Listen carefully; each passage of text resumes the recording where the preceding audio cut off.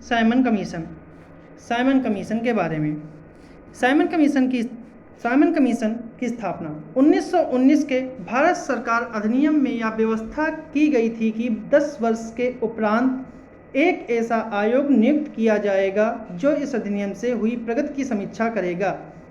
भारतीय भी द्वैत शासन से ऊब चुके थे, वह इसमें परिवर्तन चाहते थे, अतः ब्रिटिश प्रधानमंत्री ने समय से पूर्व ही सर जॉन साइमन के नेतृत्व में 7 सदस्यों वाले आयोग की स्थापना की, जिसमें सभी सदस्य ब्रिटिश संसद के सदस्य थे। साइमन कमीशन के सभी सदस्य अंग्रेज होने के कारण कांग्रेसियों ने इसे श्वेत कमीशन कहा। 8 नवंबर 1927 को इस आयोग की स्थापना की घोषणा हुई।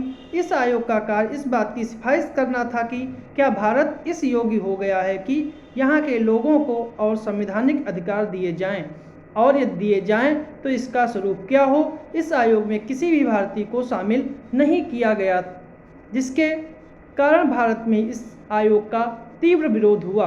साइमन कमीशन के विरोध के दूसरे कारण की व्याख्या करते हुए 1927 ईस्वी के मद्रास कांग्रेस के अधिवेशन के अध्यक्ष श्री एम अंसारी ने कहा, भारतीय जनता का यह अधिकार है कि वह सभी गुटों का एक गोलमेज सम्मेलन या संसद का सम्मेलन बुला करके अपने संविधान का निर्माण कर सके।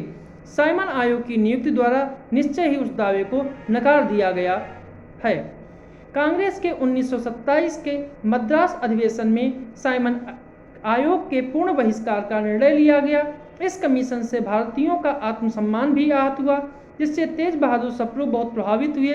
3 फरवरी 1928 को जब आयोग के सदस्य बंबई पहुंचे तो इसके खिलाफ एक अभूतपूर्व हड़ताल का आयोजन किया गया।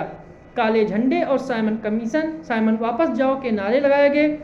आयोग के विरोध के कारण लखनऊ में जवाहरलाल नेहरू, गोविंद बल्लभ पंत आदि ने लाठियां खाई। लाहौर में लाठी की गहरी चोट के कारण लाला लाजपत राय की 1928 ईस्वी में मृत्यु हो गई। मरने से पहले लाला लाजपत राय का यह कथन ऐतिहासिक सिद्ध हुआ कि मेरे ऊपर जो लाठियों की प्रहार किए गए हैं वही एक दिन ब्रिटिश साम्राज्य के ताबूत की आखिरी कील साबित होंगे। भारतीय राष्ट्रीय कांग्रेस के अतिरिक्त अन्य दलों ने भी साइमन कमीशन का विरोध किया।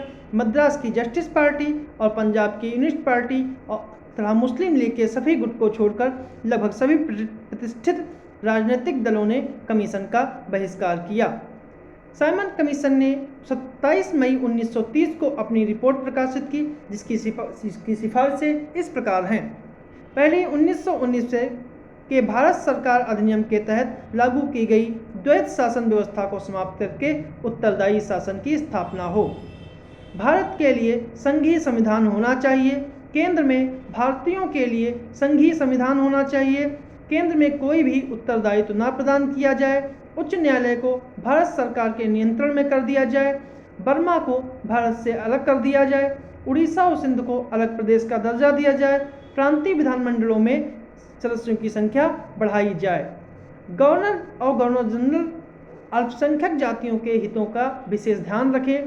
प्रत्येक 10 वर्ष के पुनरीक्षण के लिए एक संविधान आयोग की नियुक्ति की व्यवस्था को समाप्त किया जाए, जहां भारत के लिए ही एक ऐसा लचीला संविधान बनाया जाए जो स्वयं से विकसित हो। इसकी आलोचना साइमन कमीशन की नियुक्ति से भारतीय दलों में व्याप्त आपसी फूट मतभेद की स्थिति से उबरने और राष्ट्रीय आंदोलन को उत्साहित करने में सहयोग मिला। यद्यपि इस आयोग की भारत में कड़ी आलोचना की गई, फिर भी उसकी अनेक बातों को 1935 ईस्वी के भारत सरकार अधिनियम में स्वीकार किया गया। शिव स्वामी अय्यर ने आयोग की सिफारिशों को रद्दी की टोकरी में फेंकने लायक बताया।